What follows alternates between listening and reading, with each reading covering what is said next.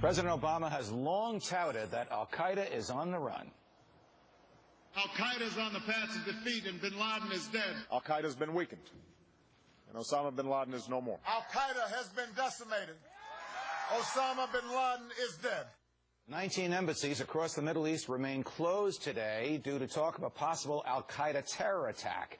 And our next guest says it's the White House policies that got us into this situation in the first place.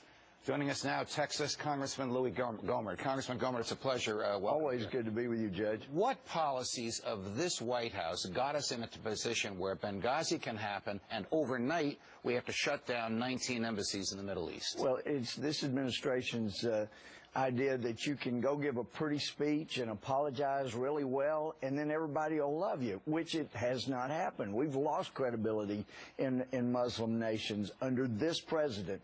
And then the other thing, in answer to the question of what difference does it make at this point, right, if you don't get to the bottom of why our security was breached in Benghazi, just like we never got to the bottom of why the embassies were bombed under President Clinton, then you have to close your embassies like a bunch of cowards. But what difference does it make was said, of course, by Secretary Clinton when she was testifying before a Senate committee when they asked her about what happened in Benghazi. That's right. What do you think happened in Benghazi? What awful truth are they trying to hide? Well, I don't know.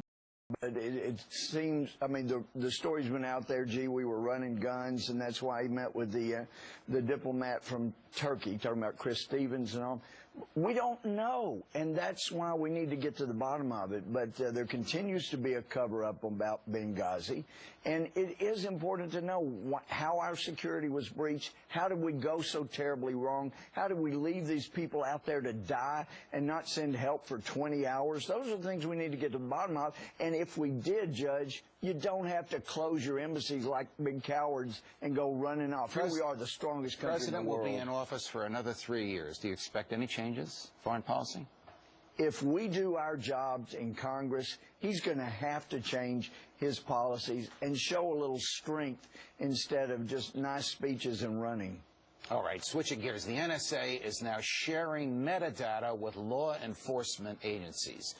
You and I have a common background. We both were judges before we did what we now do. Right. Is this legal? Well, the Supreme Court says if a third party has your phone records, then maybe you don't have a right to privacy.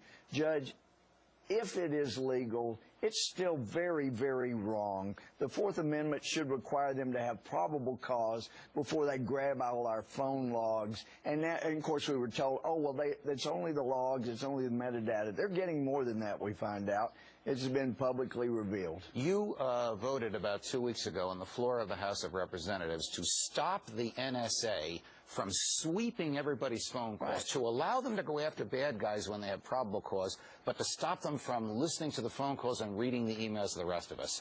You did that in defiance of Republican leadership in the White House. Why did you do that? Because it's not right what they're doing. I was part of the extension of the Patriot Act. We had all this debate. And this stuff they're coming out with now about, we got this information from Yemen. Judge, that was where it was supposed to be used. It was never intended to allow them to sweep all the data from phone calls here in the United States. It was never supposed to be for that. Congressman Gohmert, keep fighting the fight. Thanks for joining.